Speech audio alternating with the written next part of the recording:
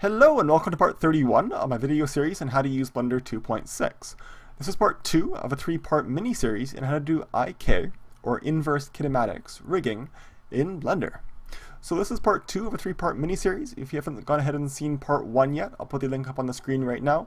You should watch part 1, and if you'd like, you can go ahead and download the character template file that I started with, so you can follow along and then come back to this video after you finish part 1. If you are finished part 1, welcome to part 2.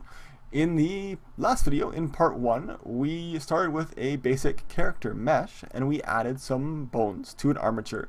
And then we added some IK bones and set up some IK and copy rotation constraints so that we have a now functioning arm with an IK rig. In other words, we can grab any of the IK bones, either the hand IK bone, the elbow IK bone, or the ribs IK bone, and we can grab those and they will position all of the bones in that chain. I just got a message from Windows. Okay, so we can grab the hand bone, of course, and we can grab the shoulder IK bone, and it will point not the shoulder, the elbow. And so we're going to go ahead and add some finger bones. So I'm going to press A, and then A to select all, and then Alt R and Alt G to clear the rotation and clear the movement or translation. I'm going to press N and then turn on my screencast key so you can see what I'm pressing most of the time. And so we're going to add some finger bones. So I'm going to go to my top view and we're going to start adding finger bones. Of course, when we add new bones to this armature, we're adding them inside of edit mode. So I'm going to put my 3D cursor right about there. And I'm going to press 1 to go to the front view so we can see that it's way too high up. We want that 3D cursor to be right where we want to start off that pinky finger bone. Now, of course, if you press 1, you go to the front view, 1 on your number pad or on your number row if you've set that up. Or if you press 3, you go to the right-hand side, or 7 goes to the top, of course. But if you press Control 1 or Control 3 or Control 7, those will go to the opposite views. So 1 goes to the front view, but Control 1 goes to the back view. 3 goes to the right view, but Control 3 goes to the left, and 7 goes to the top, but Control 7 goes to the bottom. So you can really use these to help you out, get the 3D cursor exactly where you want, or just look at your scene from the exact right angle. So that looks pretty good to me. Let's go ahead and press Control or Shift A, and that adds a new bone. Of course, we're inside of edit mode. I'm going to press Control 1 to go to my back view and grab that and move it all the way into the end of the pinky, hopefully. This is going to be quite a tedious process of getting these fingers all in, but we'll go as quickly as we can. I'm going to press Control Shift S to make this bone thinner, and that's way off still. So let's go ahead and press G and grab that end and put it right down there. Of course, we will want to have the bones rolled correctly, but I'm just going to get kind of the ends in the right spots before we do that. And if you don't know what roll of the bone is, I'll talk about that in just a sec once I get these all lined up. That looks okay. The roll of the bone is how the bone is twisted, or how it is turned along its long axis. So we're not going to rotate the ends or move the ends by rotating it. We're just going to rotate it how it's rolled. And to do that, we can either press Control R, and that will allow us to roll the bone. But the best way is to recalculate the roll, or have Blender recalculate the roll. So I'm going to press Control N, and then we're going to recalculate it. Normally we do it on the Z or Z axis. And so there we go. If we want to actually make sure all the bones are kind of pointing the same way in the armature, we can go to the Object Data tab, which is the little person icon in your Properties window, and turn on Display of Axes, and that will let us see where everything is kind of pointing. And all the bones are kind of pointing upwards, so their Z or Z axis pointing more or less up, and their Y axis is kind of along their length. And so that looks pretty good to me. I'm going to press W and subdivide that bone up, and we're going to make 2 cuts, of course. It's a good thing to put a bend in any joints a little bit so that Blender knows which way the bone should rotate. Just doing that a little bit will help you out. I actually modified these fingers a little bit since part 1, but I included the change in the one that you downloaded so that the fingers are all a little bit bent. That wasn't how they originally were in part 1, but that's how you should have it if you downloaded my file. So let's go ahead and duplicate this bone. I'm going to select all 3 parts. We'll go to the top view, Shift D to duplicate, of course. We will rotate it. I'm not going to worry about roll right now. We're just going to try to get it in the right spot. We're going to make this bone a little bit bigger because, of course, this finger is a little bit bigger. So I'm going to press S to scale. And you'll notice that my gizmo right now is set to normal, the gizmo orientation. You'll probably switch a lot between global and normal. And what the difference is that global, when you have your gizmo set to global orientation, the axes, in other words the Y and X and Z axes, are always pointing the exact same orientation as your entire world. So in other words, you can see that green arrow is pointing the same way as the grid. But if we change this to normal, you'll see that the axes change to follow the direction of the bone. And this is really super helpful when we're rotating, posing, or just working with small kind of bones at all. You can still press R, and in fact in this case I will press R a little bit to rotate that bone and try to get it as lined up as best as possible. Right about there. This just takes practice. I'm going to press Control N and recalculate the roll, and that usually does a good job. And that looks okay to me. Let's go ahead and duplicate that from the top view. Shift D and R.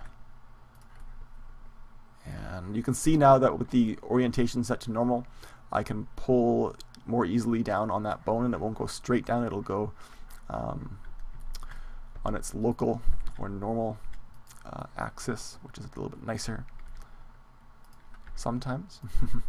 Let's go ahead and press S because the middle finger is the biggest finger, of course. Let's press S a little bit more. That looks pretty good to me. Let's check out that way. I think it needs a little bit more turnage. And Control N to recalculate the roll on the Z axis. It looks pretty good to me. Let's go to the top view. Shift D to duplicate. Scale this one down a little bit. The pointer finger isn't as long. And let's go R to rotate it. G. Let's press 1 to go to the front view. And R and G. This is just the tedious part, but I promise that we'll get onto something a little bit more relevant in a sec. Not quite big enough for me, so I'm going to just move it right about there. A little bit bigger than that even. Okay. Let's see. It needs to be a little bit that way. I am a perfectionist, if you couldn't tell. Right about there. I'll press Control N to recalculate the roll on the Z axis. That'll help us out a little bit. And that is looking pretty good. I would spend more time working on it, but this is a video and I want to keep it short. So now we have to actually work on the thumb bone. So I'm going to duplicate, actually you know what, I'm not going to duplicate anything. I'm just going to make a bone from scratch. Let's go ahead and put the cursor approximately where we need it. Right about there. Shift A to add a bone. You'll notice that when you add a bone inside of, or press Shift A inside of edit mode, when you're inside of an armature, it'll just go ahead and add a bone. It won't ask you what you want to add because the only thing that you can add is another bone. Normally when you press Shift A in object mode, it asks you what kind of thing that you want to add, but not so in edit mode inside of an armature. Control Alt S to make that thinner, of course. And let's go ahead to the top view and zoom on in. 7. Of course, the bone of the thumb is also 3 parts, but it starts higher up so that you can have it's opposable.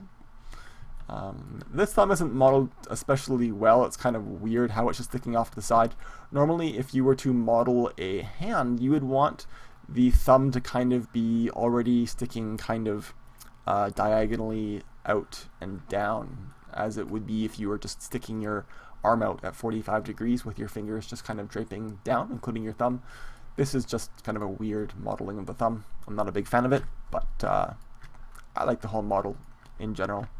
Okay, let's go ahead, go to the top or front view and just kind of position this. Oops, I just want to grab that end, put it right about there. Sure, W, subdivide 2 cuts, We're going to grab that middle bone, make it a little bit bigger. Press G and R and G. Maybe that top should be right about there. And how are we doing here for layout? It can be hard to see bones in behind. You can try selecting bones. I'm going to press C to start a circle select. That's the C key. It lets you kind of select stuff by painting with the circular brush, which you can make smaller and bigger by scrolling your mouse. There we go. I'll press escape to get out of that select mode, and then I'll press H to hide those bones. And then if I press Alt H, or Alt H rather, they should come back. So I'll press H to kind of hide those so we can better see where our thumb is. I'll press H again with those, so now we can see our bones better. It's a nice little technique. And maybe these bones are a little bit too fat still, just for my being able to line these things up well. Maybe this one, this end should be right about there instead. And right about there. Okay, so I'm going to press Alt H, and that'll bring all the hidden bones back. And we have to start naming these. Now I'm going to pause the video, but kind of the template that you should use when you're naming bones is to make it as specific as you can. I'm going to go over to the bone tab. We're going to name all of the fingers, starting with the letter F, standing for finger, and then the first letter of the name of each finger. So the index finger will be, all the bones will be FI, the middle finger will be FM, the ring finger will be FR, and the pinky finger will be FP, and then each bone will be 1, 2, and 3. So this will be F, I, 1, 2, and 3, and they'll all end in dot capital L. So this is going to be finger index 1 dot capital L.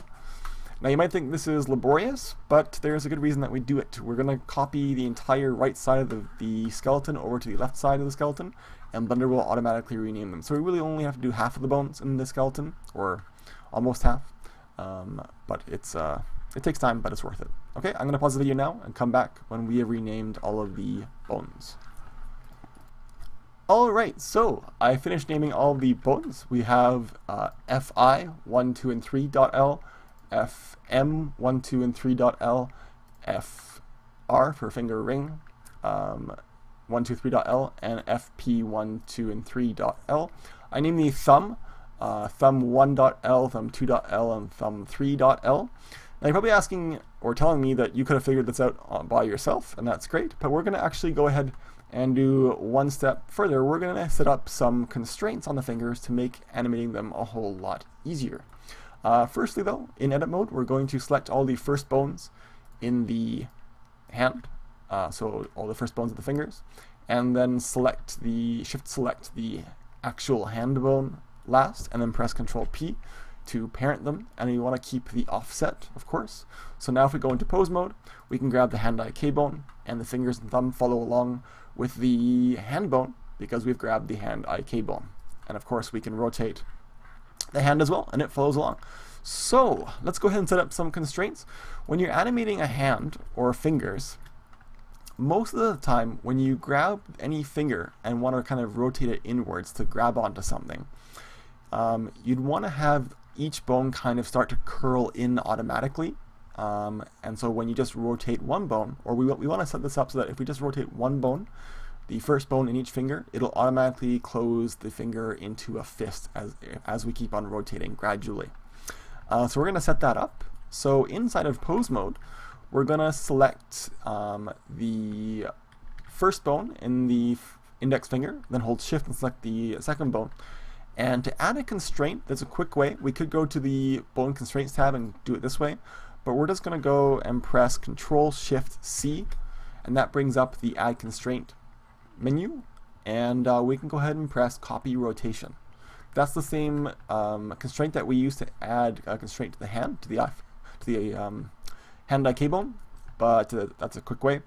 And now, because we selected the bone last that we're adding the constraint to, we can just go to the constraints tab and change the options that we need to. We need to change the space from world space to local space, and then you notice it gets messed up, but I'll change the second one to local space. we're translating the rotation of the local space to the local space. So as we rotate this first bone, which is the target fi1.l, it'll copy the rotation onto the second bone in its local space, which means, as you can see, the bone has its own kind of rotation inside the whole world. Well, I'll just demonstrate what that looks like. I'm going to use the rotate gizmo. We're in normal orientation. That'll help you rotate the bone. And as I rotate the first bone, you'll notice the second bone starts to rotate even more. It doesn't stay straight with the bone. If I turned off the effect of this rotation constraint, you'll see that it just goes straight. That's what it would normally do without the constraint turned on. So we can of course rotate that and it'll close into a fist, but we're going to add the same thing to the end finger as well. So I'll press Alt-R to clear out the rotation. We'll press A and then select that first bone again. Hold Shift, select the second bone. Control-Shift-C and copy rotation. And we're going to change world to local and world to local. And now as we rotate this first bone on its local x-axis, you can see the finger closing. Okay. Now you're probably wondering, well, what if I want to rotate or animate these bones separately? Right now, because we have the constraint there, it's not letting me rotate that bone if I want to rotate it kind of specially for any frame. And to fix that, we can just click on offset, and that will allow us to rotate the bone independently. I'll press Control-R or Alt-R to clear that rotation. So now once we've clicked offset, and I'll do the same thing with the end of the finger bone, the part 3 of the bone, we can automatically have it close, or we can animate it and position it, each bone independently. So that's kind of the best of both worlds. I'm going to select all the bones and press Alt-R to clear out that rotation. And we're going to do the exact same thing with the rest of the bones. So I'm going to pause the video after I do this first one on the middle finger, and I'll just quickly go through it.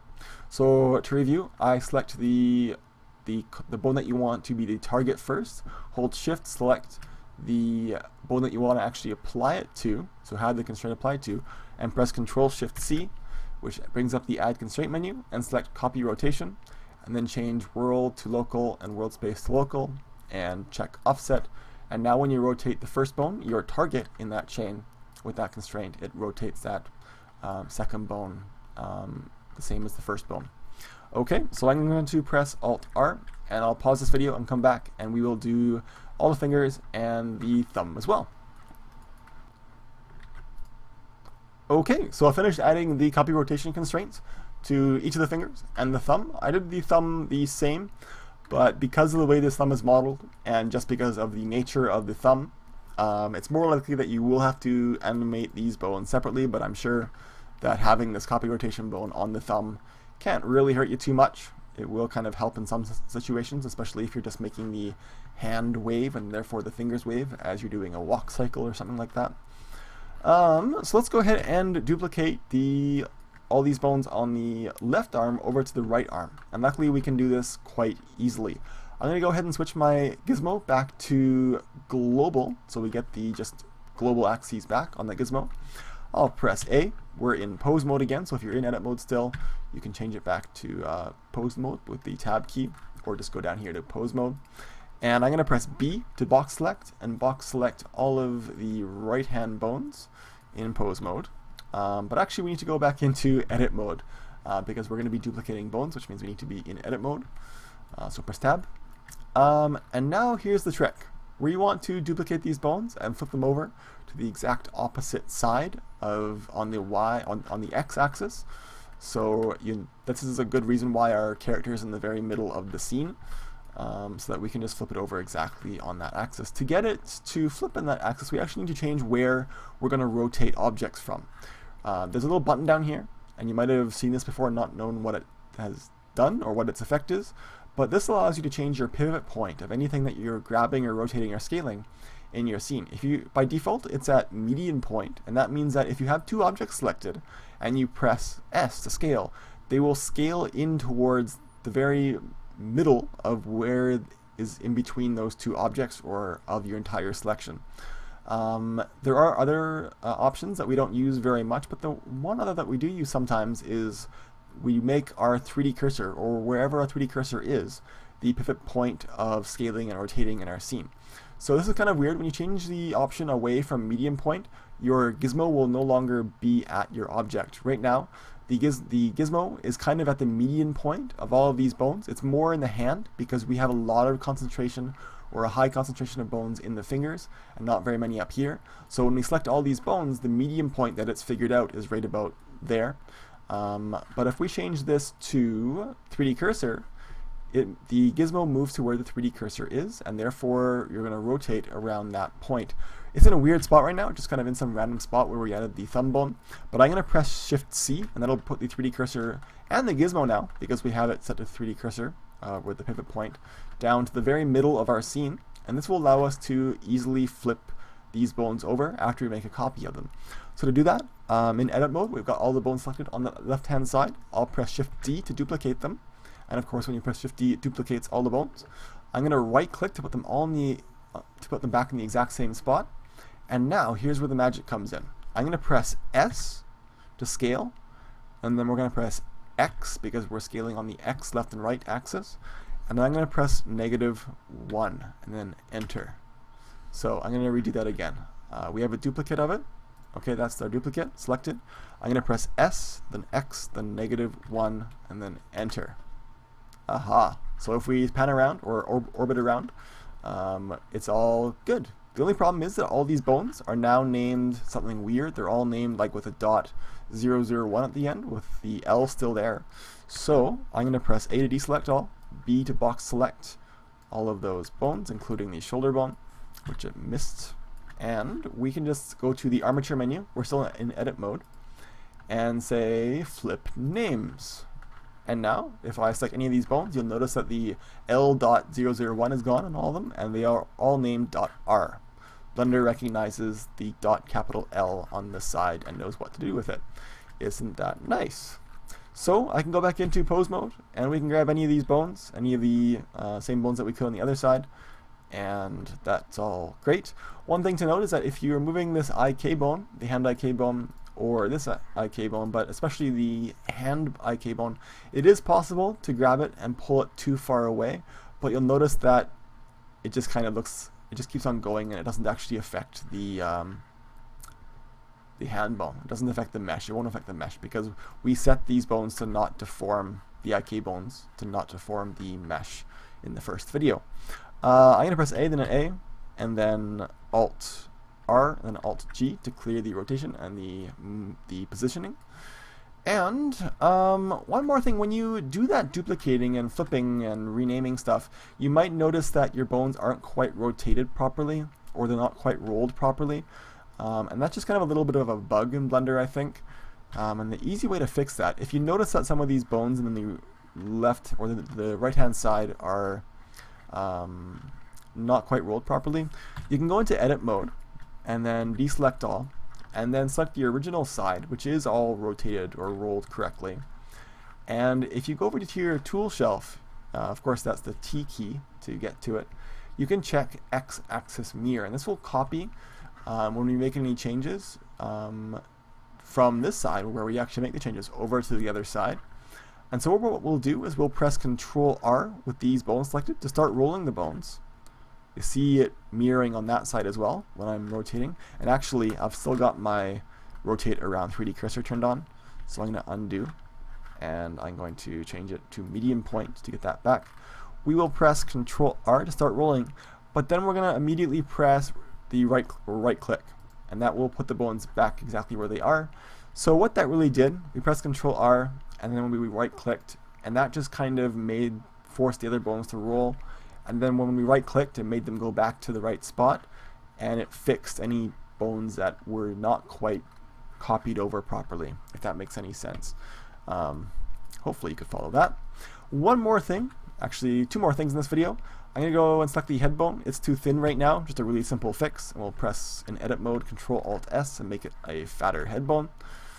That's just nicer to see. If you were to hide the mesh with the H key, and you were just working with or animating or posing the structure, you could tell what more that bone was easily. But I'm going to press Alt H to unhide all. Last thing, we're going to change the way the hips rotate. right now, if we select the hips or the pelvis bone and press R, it kind of rotates the pelvis in a weird way. If you think of like a dancer, like a Latin dancer or like a belly dancer, you'll know that you can actually rotate your hips from the top of your hips. Especially when you're, again, belly dancing or doing a dance, or even walking, making a very basic walk cycle, which is probably the first character animation that you'll do. Your hips rotate from the top, not the bottom, in most cases. So we're going to actually fix this, and to do that, we're going to make a second bone. So I'm going to go into edit mode, by pressing tab, of course, and we're going to make a duplicate of the pelvis bone. So I'll press Shift D to duplicate, and then I'll right click to put it back in the exact same spot. But as soon as I do that, I'll press Control Alt S to scale it out to make it fatter, so we can tell the difference between the original pelvis and the new pelvis bone. We're actually going to name this bone hips. And now here's where the magic comes in. We're going to flip the direction of this bone. If I go back into the Object Edit tab and switch the display of these bones back to octahedral, you can see that all of these bones have the base of the bone at the bottom and the tail of the bone at the top, and children, when they're connected, are always connected to the tails. But we're going to flip the direction of this new hips bone, which isn't a parent of anything right now, because the pelvis bone, not the hips bone, is the parent of the spine bone. So to flip the direction of this bone really easily, we can just press W and switch direction with just the new hips bone selected, and you can see now that it's flipped. So if I go into pose mode and go to the front view, you can see that it rotates from the top. So with that done, we can go back into edit mode, and I'm going to press nothing. We're going to select the old pelvis bone first, hold Shift, and we're going to parent it. So select the new hips bone last and press Control P and make parent. We're going to keep the offset because they're not going to actually be connected head to tail. So now the new hips bone is a parent of the pelvis bone, and so if we rotate the new hips bone, it rotates from the top, and it rotates the entire top of the, or it rotates the hips where they should be rotated. One more thing though, you'll notice that when I press rotate, the spine bone is following the rotation, is twisting when this pelvis bone is moving, and we don't want it to do that. So we're going to select that spine bone, and under the bone tab, we're going to uncheck under the relations heading, inherit rotation, and that means it won't rotate with its parent. And so if I select the hips bone and press R, you'll see what that does. That lets you just rotate the hips without affecting the entire top half of the body, which is really nice, especially if you want to do some belly dancing with your character. I'm going to press Alt R to clear out that rotation and change the bone display back to B bone. And that's it for part 2. In part 3 of this mini-series, we will finish the armature. We will add leg and feet bones. We also add a master bone to control the entire mesh, so we can move the entire character anywhere in our scene very easily. Thanks for watching, and I'll see you in part 3.